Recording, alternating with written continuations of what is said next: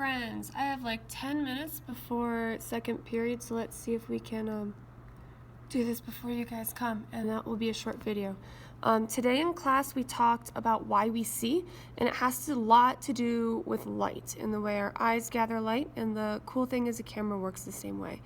Tonight I want to talk to you about types of light and give you a very quick introduction to color theory. What you need to know is color is very, very complicated, and we are going to, after photography, deal way more with what's called the color theory of pigment, but because a lot of you guys do like taking pictures, I want to give you the color theory of light as well. So there are two types of light, and again, we see because our eyes gather light. There's reflected light, which bounces off of an object, and then there's also, oh shoot, I forgot to figure out how to pronounce that because I always called it incandescent, but that's not right. Let's look it up. Let's look it up.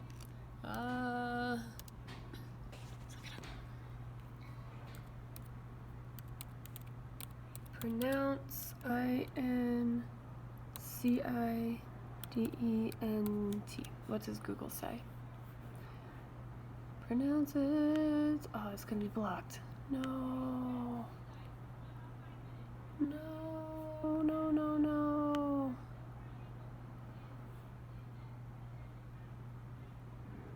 Thwarted. It's all YouTube. You know what? Dictionary. There we go. Incident. Incident. It looked like incident. I'm like, incident? That means something happened. Okay, it's also a type of light, so that's cool. All right, incident light. So we've got reflected light, which bounces off of an object, and incident light, which is a ray of light that strikes a surface. It's the ray of light before it bounces. So I've got a little picture down here for you. Here is our, there's our sunshine. Here's our incident light bouncing off of our apple, and then it becomes reflected light and shines into our eyeballs. And depending on what type of light this apple absorbs, the reflected light is either going to make the apple appear red or yellow or green, or maybe, black if it's rotten, in which case it's absorbing all of the incident light. Okay, so that's light, our types of light. We have types of primary systems as well. We have a primary system for light and a primary system for pigment. You guys are most familiar with the primary system for pigment. That's what you have been playing with all through elementary school and last year and probably your whole life. I am here to rock your world and show you that things are always way more complicated than they seem. So, types of primary systems. We have the light primary system. This is the system that we use in photography because we are dealing with gathering light and then balancing light that's gathered. All right, so we have an additive system and a subtractive system. So we have a way that we can use light to add it together, and that equals white light. This is what you see on a stage. And then we have subtractive, and when you add those three types of light together, you get like a neutral or a density or something that no longer, light does not bounce off of it anymore. So our additive system, we call it RGB. It stands for red, green, and blue, and it produces white light. So next time, let's say you're in band and you're performing on stage, or you're watching something going on at stage, or notice the types of lights coming out of the ceiling. There are three colors. They tend to be red, green, and blue, and when you add them all together, they create white. Subtractive system, on the other hand, we call CMY.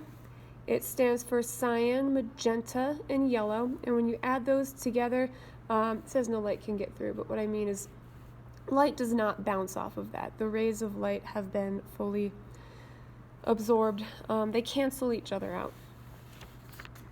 Hooray! And then we've got the pigment color system, which is what you're most familiar with and what we are going to play around with later this week for our official color theory unit. We all know primary colors are red, yellow, and blue, and when you mix them together, you get either brown or black. It really depends on how much blue you add.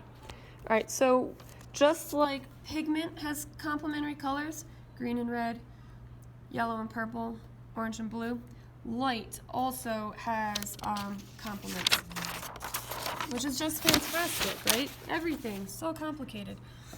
So here we have our additive system, and over here we have our subtractive system.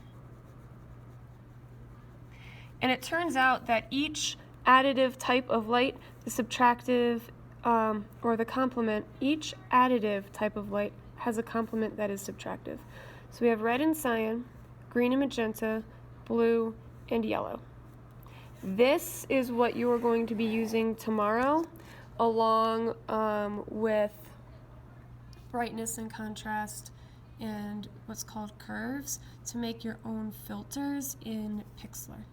If you want to play with it now, it's pixlr.com, and you're going to pull a photo in there and you go to adjustments. There's brightness and contrast curves, and color balance is what we're going to mess with. So I've got that pulled up over here. This is a picture I took over this summer, and what you can do, you go to adjustments. There's my brightness and contrast. Your brightness, it's how bright, right, your photo is. Now if you go up too much, notice that you lose a lot of your details in the whites, and if you go too low, you lose a lot of the details in your darks. Really important. So if you want to brighten it up, you might want to increase the contrast, which is, oh no, maybe decrease the contrast. Contrast is the difference between your lights and your darks. So when we increase the contrast, we have like either really dark things and really light things and not much in between, or everything turns to gray and disappears. That is super low contrast. We call it middle gray. Ta-da. Alright. If you want to get crazy with the lights and darks, and this is what would be the rods in your eyes, the things that just simply detect how much light there is, you can go to curves. And this gives you a graph.